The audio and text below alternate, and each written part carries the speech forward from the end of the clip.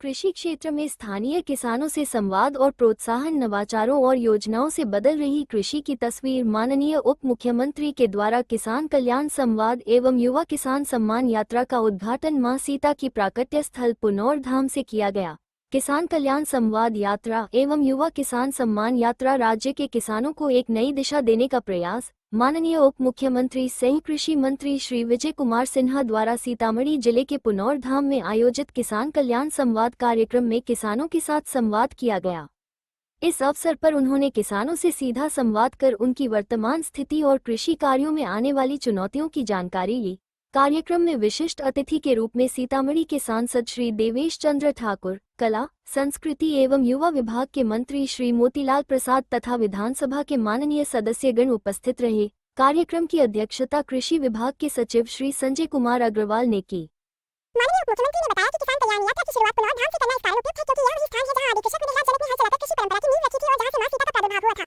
कार्यक्रम के दौरान उप मुख्यमंत्री ने विभिन्न किसानों से संवाद किया। रामलाल महतो स्ट्रॉबेरी और सब्जी की खेती करते हैं। पुष्प कुमारी और ममता कुमारी मशरूम उत्पादन में संलग्न है। नंदलाल महतो फूलों की खेती कर रहे हैं, जबकि Ramshankar Shah custom hiring centre चला रहे हैं। संवाद के दौरान किसानों की समस्याओं और नवाचारों को समझते हुए उन्होंने किसानों को हर संभव सहयोग का आश्वासन दिया। माननीय मंत्री ने कहा कि राज्य सरकार किसानों की आय बढ़ाने और कृषि को लाभकारी बनाने के लिए सतत प्रयास कर रही है। उन्होंने कहा कि भारत की लगभग 46% आबादी और बिहार की 88% ग्रामीण जनसंख्या कृषि पर निर्भर है। फसल विविधीकरण से उत्पादन, उत्पादकता और किसानों की आय बढ़ेगी तथा किसान सशक्त बनेंगे। प्रधानमंत्री धन धान्य योजना के तहत 100 आकांक्षी जिलों में सतत कृषि को बढ़ावा दिया जा रहा है, जिससे लगभग 70 करोड़ किसानों को लाभ होगा। बिहार को विशेष लाभ देते हुए केंद्र सरकार ने मखाना बोर्ड का गठन किया है, जिससे मिथिला क्षेत्र के 1 करोड़ से अधिक किसानों के जीवन में सकारात्मक परिवर्तन आएगा। श्री सिन्हा ने कहा कि बजट 2024-25 में 32 फसलों और बागवानी कृषि से संबंधित 109 उच्च उत्पादकता व जलवायु अनुकूल किस्मों को रिलीज किया गया है। फूलों की खेती को 100% निर्यात नीति के तहत बढ़ावा दिया जा रहा है। जैविक खेती के लिए कॉरिडोर आधारित परियोजना राज्य के 13 जिलों में लागू की गई है, जिससे टिकाऊ खेती, मिट्टी की गुणवत्ता सुधार और रोजगार के नए अवसर उत्पन्न होंगे। बिहार देश का 85% और विश्व का 60% मखाना उत्पादन करता है। मखाना बोर्ड से 50,000 किसान परिवारों को प्रत्यक्ष लाभ मिलेगा। ये बोर्ड वैश्विक बाजार में मखाना की पहुंच को सुलभ बनाएगा। कार्यक्रम में कृषि विभाग के सचिव श्री संजय कुमार अग्रवाल ने किसानों को आश्वस्त किया कि उनके उत्पादों के लिए शीघ्र ही उपयुक्त बाजार की सुविधा उपलब्ध कराई जाएगी, जिससे उन्हें उचित मूल्य मिल सके।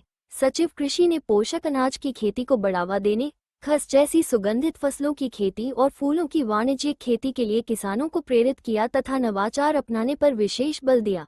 इस अवसर पर विशेष सचिव डॉक्टर वीरेंद्र प्रसाद यादव, कृषि निदेशक श्री नितिन कुमार सिंह, उद्यान निदेशक श्री अभिषेक कुमार, संयुक्त सचिव श्री मनोज कुमार, निदेशक बसोका श्री सनत कुमार जयपुरियार एवं अन्य पदाधिकारीगण उपस्थित थे। ब्यूरो प्रमुख सीतामढ़ी सुरेश कुमार गुप्ता की रिपोर्ट।